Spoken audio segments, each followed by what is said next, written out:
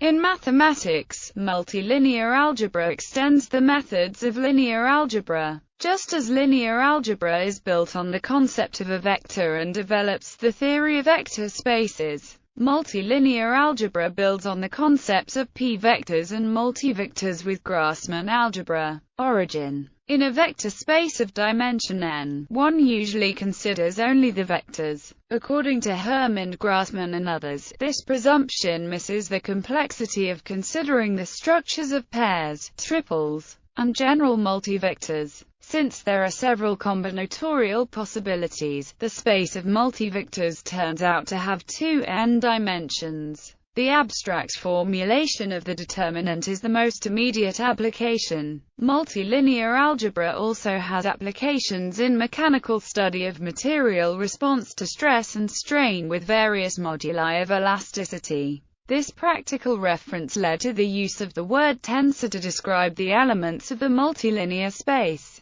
The extra structure in a multilinear space has led it to play an important role in various studies in higher mathematics. Though Grassmann started the subject in 1844 with his Ausdehnungslehre, and republished in 1862, his work was slow to find acceptance as ordinary linear algebra provided sufficient challenges to comprehension. The topic of multilinear algebra is applied in some studies of multivariate calculus and manifolds where the Jacobian matrix comes into play. The infinitesimal differentials of single-variable calculus become differential forms in multivariate calculus, and the manipulation is done with exterior algebra. After Grassmann, developments in multilinear algebra were made in 1872 by Victor Schlegel when he published the first part of his System der Raumlehre, and by Elwin Bruno Christoffel. A major advance in multilinear algebra came in the work of Gregorio Ritchie-Kirkbastro and Tullio Levi-Civita. It was the absolute differential calculus form of multilinear algebra that Marcel Grossmann and Michel Besser introduced to Albert Einstein. The publication in 1915 by Einstein of a general relativity explanation for the precession of the perihelion of Mercury established multilinear algebra and tensors as physically important mathematics used in algebraic topology. Around the middle of the 20th century, the study of tensors was reformulated more abstractly.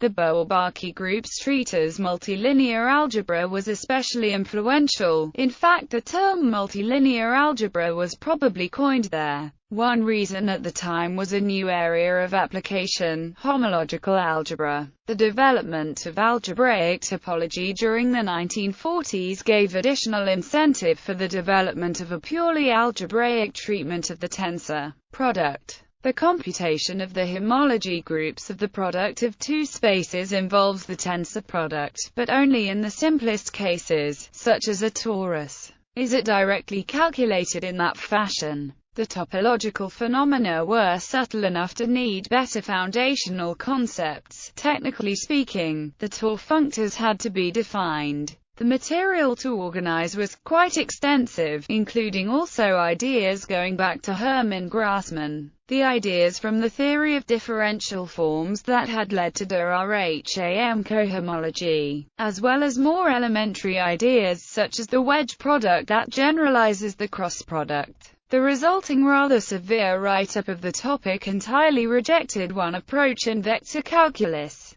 They instead applied a novel approach using category theory, with the Lie group approach viewed as a separate matter. Since this leads to a much cleaner treatment, there was probably no going back in purely mathematical terms. Indeed, what was done is almost precisely to explain that tensor spaces are the constructions required to reduce multilinear problems to linear problems. This purely algebraic attack conveys no geometric intuition. Its benefit is that, by re-expressing problems in terms of multilinear algebra, there is a clear and well-defined best solution. The constraints the solution exerts are exactly those you need in practice. In general, there is no need to invoke any ad hoc construction, geometric idea, or recourse to coordinate systems. In the category-theoretic jargon, everything is entirely natural. Conclusion on the abstract approach. In principle, the abstract approach can recover everything done via the traditional approach. In practice, this may not seem so simple. On the other hand, the notion of natural is consistent with the general covariance principle of general relativity. The latter deals with tensor fields,